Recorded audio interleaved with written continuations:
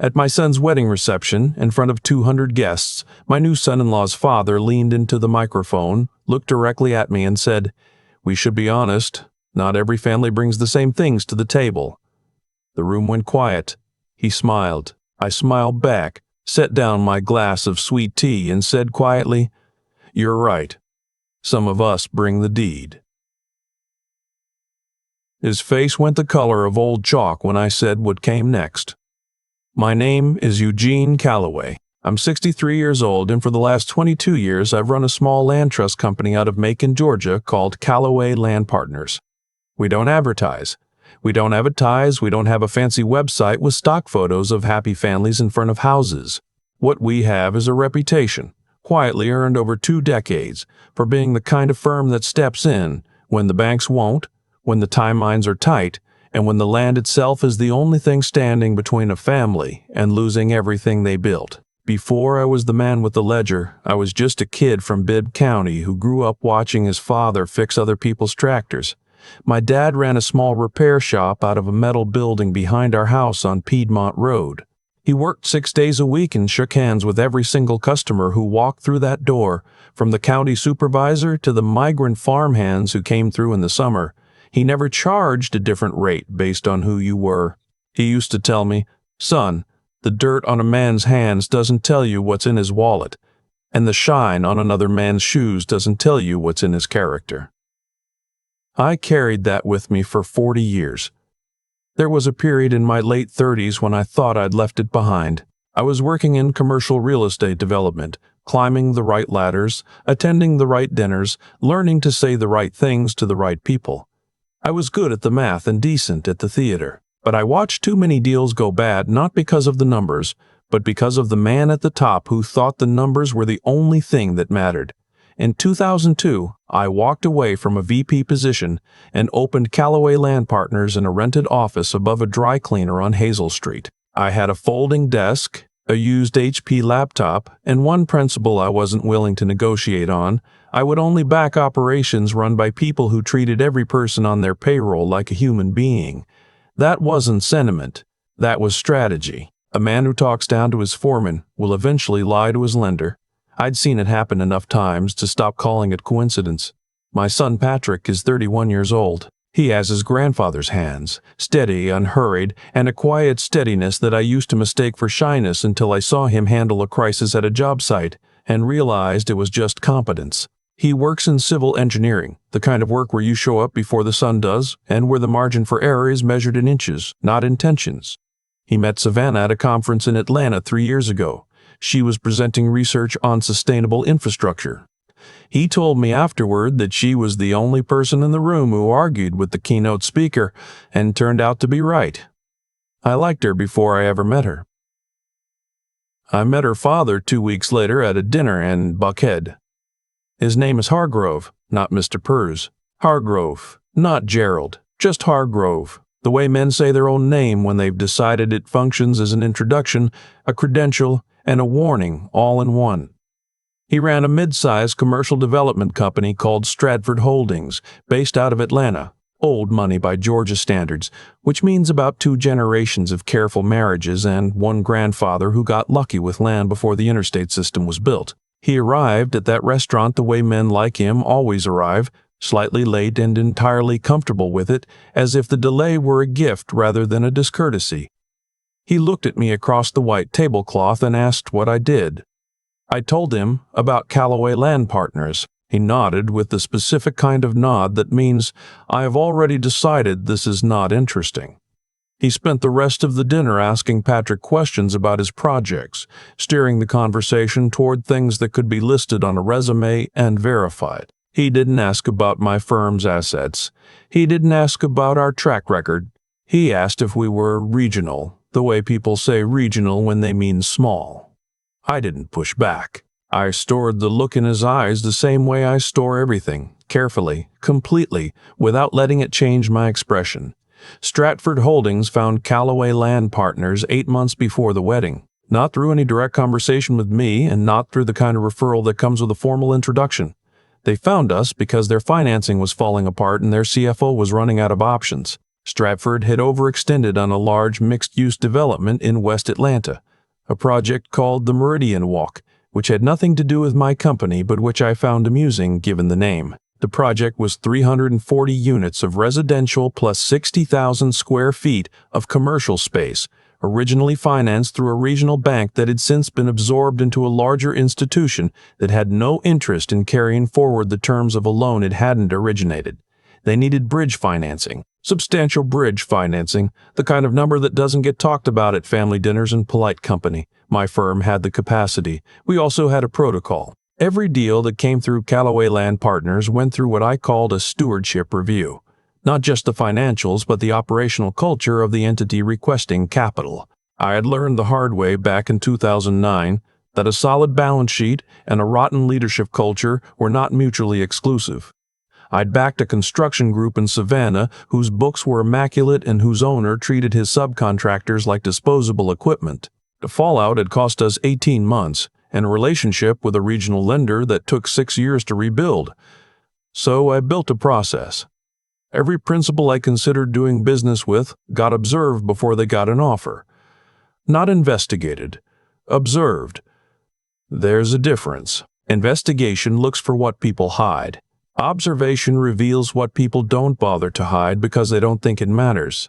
I assigned my senior analyst, a woman named Beverly, to shadow the Stratford Holdings due diligence process. Beverly is 52 years old and has the specific gift of being entirely forgettable in a room, which makes her extraordinarily good at her job.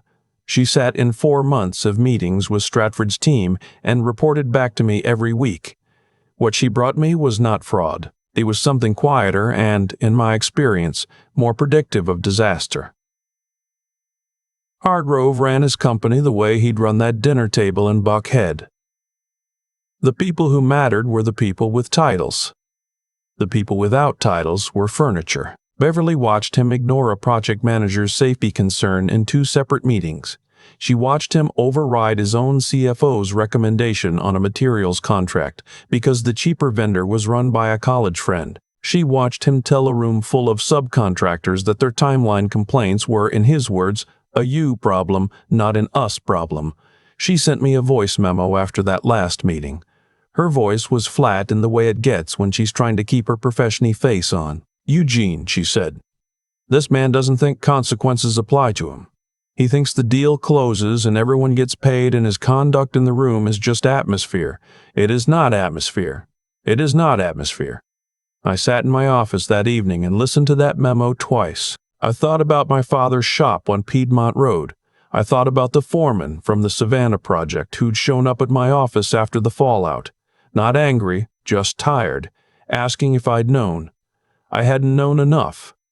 That was the part I couldn't sit with. I decided to stay in the process but removed my name from every document that crossed Stratford's desk. Beverly continued to represent Callaway Land Partners in all correspondence. To Hargrove, the man considering his financing request was a company, not a person. A transaction, not a relationship. He didn't know that the managing partner of the firm his CFO was courting was the father of the young engineer currently dating his daughter. 3 months before the wedding, Savannah and Patrick told us the engagement was official. I flew to Atlanta and sat across from Hargrove at dinner for the 2nd time. He was warmer that night, strategically warmer, the kind of warmth that men turn on when they want something. He asked about the land business, with a particular emphasis on the word business that implied he'd recently been told it was worth paying attention to. I gave him the same answers I'd given at the first dinner. I didn't expand them, and I didn't let him know that Beverly had spent 4 months sitting in his conference rooms. I smiled across the table and let him decide what he thought he was looking at. Some men reveal themselves in their grandest speeches. Others reveal themselves in how they treat a waiter who brings the wrong order. Hargrove sent the wine back twice that evening, not because it was bad, I knew the label, but because sending it back was a demonstration. I filed it next to everything else. The day of the wedding was a Saturday in May. The venue was a restored plantation estate outside Marietta, Savannah's choice, her mother's dream, and exactly the kind of setting that suits a man like Hargrove, all stone columns and catered elegance and a guest list, arranged like a seating chart at a board meeting. I wore my best gray suit. Patrick looked like his grandfather in the draw, and his mother in the eyes, and watching him at the altar was the kind of thing that reminds you why you spent the last 30 years doing anything at all. The reception was held in the main hall, a long room with high ceilings and chandeliers that cost more per hour than my first office cost per month. Hargrove gave the first toast. He was commanding behind the microphone, the kind of man who has given 100 toasts and knows exactly how to hold a room. He talked about Savannah's accomplishments, about the Hargrove family legacy, about what it means to build something lasting. It was a good speech, and then, with the practiced ease of a man who had decided the room belonged to him, he pivoted. He looked in my direction, not at me exactly, but toward me, the way you look at a landmark rather than a person. And he said, we should be honest. Not every family brings the same things to the table. He smiled when he said it, a gentle, knowing smile, the kind that depends on the audience deciding not to examine it too carefully. A few people laughed softly, the nervous reflex of people who didn't know quite what they'd heard. My son-in-law's mother looked at her champagne glass. Patrick's jaw went tight, the same way his grandfather's jaw went tight when something needed to be addressed but wasn't the moment for it. I set down my sweet tea. I did not raise my voice. I did not stand up dramatically. I simply picked up the small microphone that had been placed at our table for the family toasts, and I said, Hargrove is right. Not every family brings the same things. Some of us bring a company name and a legacy. Some of us bring the actual financing. I paused for exactly 2 seconds. Your bridge loan closes in 17 days. The capital is coming from Callaway Land Partners. I set the microphone down. The room did not erupt. Rooms like that don't erupt. They recalibrate. I watched the specific moment Hargrove's CFO, seated 3 tables away, put down his fork. I watched 2 of Hargrove's associates exchange a look that required no words. I watched Savannah look at Patrick, and Patrick look at me, and I could see him running the arithmetic in real time. His father, the bridge financing, the past 8 months of Beverly's due diligence, the toast. I watched Hargrove's face do something I'd only seen twice in 40 years of negotiations. It went completely, utterly still. Not angry. Not calculating. Just still. The stillness of a man who has just understood that the room he thought he owned had different walls than he realized. I had not planned the toast as a weapon. I had planned it as a fact, delivered at the precise moment when a fact would do the most work. There is a difference, and I've thought about that difference many times since. After the reception, Hargrove did not approach me that evening. He spent the remaining hours of the event in conversation with his associates, his back to our table, his voice lower than it had been all night. His wife, a quiet woman who had spent most of the evening watching her husband's performance with the practiced patience of someone who has seen it many times, came over to where I was sitting near the end of the night. She didn't say anything about the toast. She sat down, looked out at the dance floor where Patrick and Savannah were moving to a song I didn't recognize, and said, She loves him very much, you know. I said, I know. He's easy to love. She nodded once and walked back to her table. I thought about that exchange for a long time afterward. The next morning, I received a call from Beverly. Eugene, she said, in the same flat voice she used when the numbers stopped making sense. Stratford's CFO just reached out. He's asking if there's been any change to the financing commitment. There hasn't, I said. Tell him the terms stand as written. There was a pause. He also asked if you'd be attending any further meetings in person. Tell him I'll be there Thursday, I said. The Thursday meeting was held in Stratford's conference room on the 14th floor of a glass building in Midtown Atlanta. I arrived 4 minutes early. Beverly was already there, seated to the left of the door in her standard position, a yellow legal pad in front of her, a coffee she hadn't touched. Hargrove arrived 11 minutes late. He came to the door the same way he'd arrived at every dinner and every meeting Beverly had described. Adjusted cuffs, comfortable silence, the posture of a man who views punctuality as a concern for other people. He stopped when he saw me. It was a brief stop, less than a second, the kind of micro-hesitation that happens when the brain encounters information the body wasn't prepared for. He recovered quickly. He took a seat at the head of the table, placed his leather portfolio in front of him, and looked at me with the expression of a man who has decided to treat an inconvenient reality as a scheduling conflict. "Eugene," he said. It was the first time he'd used my first name. Not as warmth, as a repositioning. "Hargrove," I said. I didn't expand it. He looked down at his portfolio. His CFO, a careful man named Leonard who had the tired eyes of someone who has been managing a slow-motion disaster for years, opened the meeting with a summary of the financing timeline. I let him finish. Then I slid a single-page document across the table. It was the stewardship amendment to our standard bridge agreement. One paragraph, added to page 8 of the standard template. It stated in plain English that Callaway Land Partners reserved the right to suspend disbursement of committed capital if documented conduct by any principal of the borrowing entity was found to materially damage the professional relationship with the capital partner, the working conditions of any employee or subcontractor of the borrowing entity, or the reputational standing of either party in any professional context, including public forums. Hargrove picked it up. He read it in approximately 14 seconds. "I know because I counted." He set it back down and looked at me. "This is unusual language for a bridge instrument," he said. "It's standard for mine," I said. He looked at his CFO. Leonard looked at the table. Hargrove looked back at me. The way men do when they're deciding whether a confrontation is worth the cost of the capital they need. He signed the amendment on page 8 without asking another question. I watched his pen move across the paper. 14 seconds. I thought about my father, about the men who'd brushed past his outstretched hand at the diner on Piedmont Road. I thought about what my father had told me. A man who won't meet you as an equal has already shown you his arithmetic. Now I had his signature on mine. For the next 8 weeks, Beverly continued her attendance at Stratford's operational meetings while disbursements began flowing in tranches. What she reported back was a company that was, at its core, built on the labor of people Hargrove viewed as operational overhead. The project managers were good. The site supervisors were experienced. The subcontractors, mostly small family-owned firms from across the metro area, were the reason the Meridian Walk project had gotten as far along as it had. Hargrove didn't see any of this. What he saw was a timeline, a budget, and a set of milestones he expected to be met regardless of the conditions under which people were meeting them. Beverly flagged 2 incidents during the second tranche period. In the first, Hargrove overruled the site supervisor's request to pause exterior work during a heat advisory. His exact words, as documented in Beverly's notes, were, "I pay these people to work, not to take weather breaks." In the second, he dismissed a subcontractor's invoice dispute in front of 3 other contractors at a site meeting, calling the invoice creative accounting from people who don't understand how real projects work.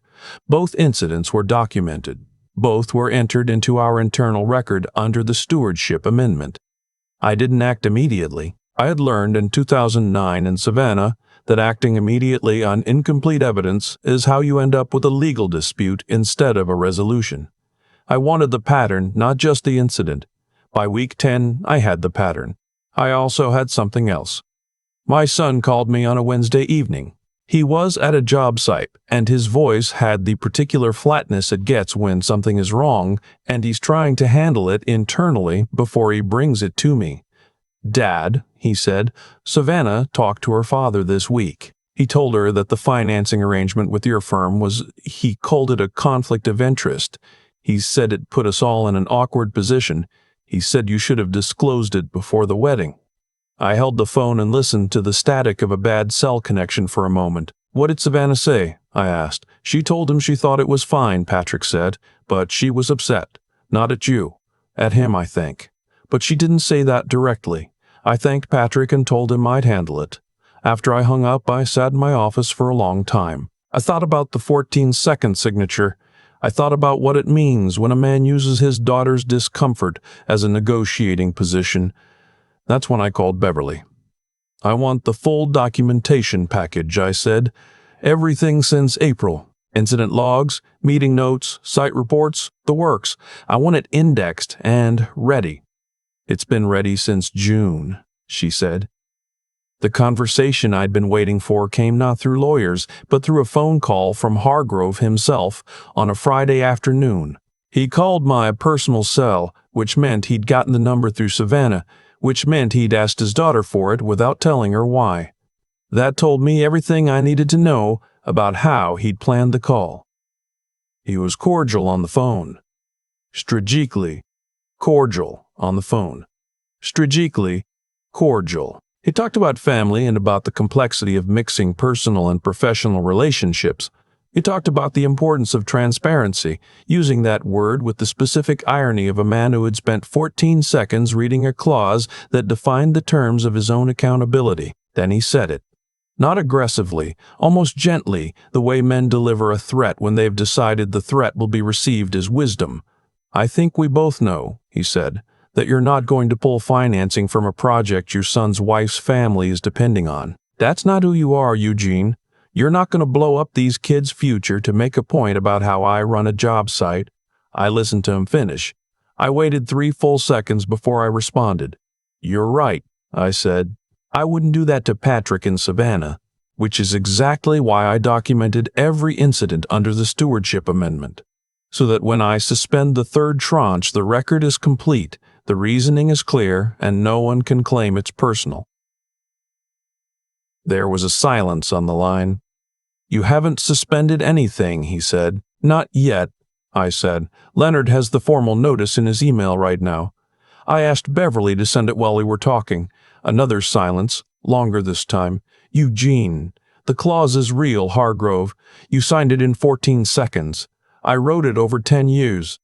I ended the call. The suspension of the third tranche didn't kill the Meridian Walk project.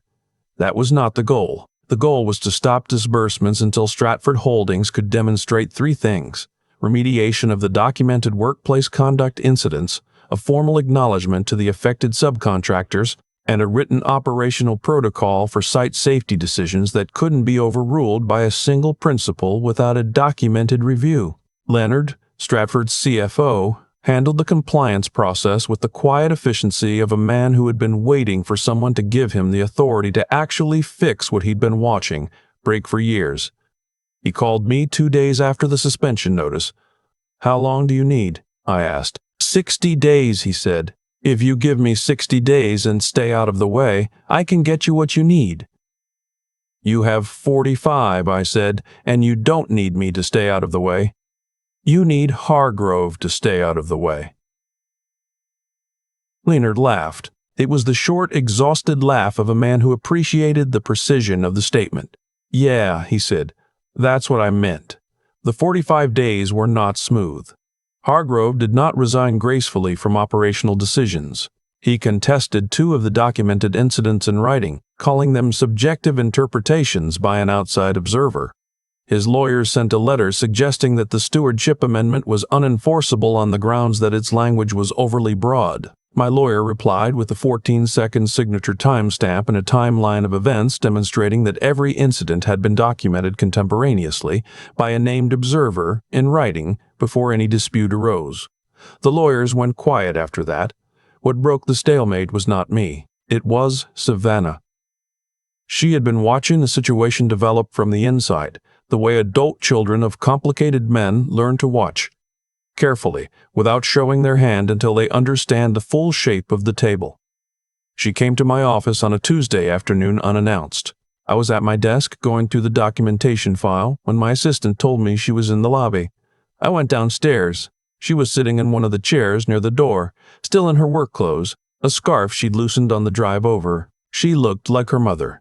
The same patient composure, the same quality of attention in her eyes. She said, I want to know everything. Not your version or his version. Everything. I sat down across from her and told her everything. I told her about Beverly's 4 months of observation. I told her about the safety incident and the subcontractor dispute. I told her about the phone call and the 14-second signature. I did not editorialize. I laid out the record the same way I'd lay it out for a lender. Facts, sequence, documentation. When I finished, she sat quietly for a moment. Then she said, "He called me the week after the wedding and told me you were a small-town operator who got lucky with timing. He said you were trying to use the financing to make yourself feel relevant to our family." "I know," I said. "He told Patrick something similar." She looked at her hands. "I didn't believe him," she said. "I just didn't know what was true yet." I nodded. "I didn't rush into the silence. What are you going to do?" she asked. "Reinstate the trench when Leonard satisfies the compliance conditions," I said. "The project matters. The workers matter. The families buying those units matter. Hargrove's feelings about the situation don't change any of that." She looked up. "And the subcontractors he dismissed, Leonard is handling the acknowledgement process. I'll review it before I sign off on reinstatement." She nodded slowly. Then she said something I didn't expect. "He knew who you were before I started dating Patrick." I looked at her. "He ran a background check on Patrick the week I mentioned his name. He knew about Callaway Land Partners 6 months before I brought Patrick home. He told me last month. He said it like it was good planning." She wasn't crying. She was past that. She was in the particular place people reach when they process something and arrived at the cold, clean edge of understanding. I sat with that for a moment. I thought about the Buckhead dinner. I thought about the way Hargrove had asked about my firm with the nod of a man who'd already decided the answer. I thought about the way he'd used the word regional. "Savannah," I said carefully, "did you know any of this when you and Patrick got serious?" She met my eyes. "No," she said, and I believed her. The 45-day compliance period ended on a Thursday in October. Leonard delivered the documentation to Beverly personally, signed acknowledgement letters to the 3 affected subcontractors, a revised site safety protocol reviewed by an independent construction safety consultant, and a formal organizational chart separating operational decision-making from principal override on-site matters. It was clean work. It was the work of a man who had spent years knowing exactly what needed to happen and waiting for someone to let him do it. I reviewed the file over a weekend. On Monday morning, I signed the reinstatement authorization. The 3rd tranche transferred on Tuesday. The Meridian Watt project resumed full operations by the end of the month. Hargrove did not call me. He did not send a note. What he sent, through his lawyer, was a formal acknowledgement of the stewardship amendment's enforceability, worded in the careful passive voice of a man who wanted the record to show compliance without the record showing regret. That was fine. I didn't need his regret. I needed the subcontractors to get paid and the project to be completed by people who were treated like people. Both things happened. The project closed in the spring of the following year, 2 months ahead of the revised schedule. At the completion dinner Leonard organized for the project team, I was seated at a table with 6 of the subcontractors whose firms had worked the site from the first port of the final inspection. They were small business owners, a plumbing contractor from Smyrna, a steel framing company out of Kennesaw, a husband and wife electrical team who'd been operating for 18 years. They were the people who had built the thing. We ate brisket and talked about their next projects, and I gave them each my direct line and told them Callaway Land Partners was always looking for operations run by people who showed up for their crews. I meant it, the way I've always meant it. Hargrove was at the far end of the room. He gave brief remarks, thanked the project team, and left before the dessert was served. I didn't watch him go. I was listening to the electrical contractor's wife describe a warehouse conversion they were bidding on in Decatur, and the conversation was exactly where I wanted to be. Patrick and Savannah came for dinner a few weeks after the project closed. We sat on the back porch of my house in Macon, the same porch where my father used to sit after the shop closed, and we ate my wife's cooking and talked about their plans, a house, maybe kids in a few years, a project Patrick was bidding on in Columbus. Savannah was quieter than usual, but it was a comfortable quiet, the kind that happens when someone has settled into a decision rather than still weighing it. At the end of the evening, when Patrick had gone inside to help with the dishes, she sat across from me in the porch light and said, "I want to ask you something."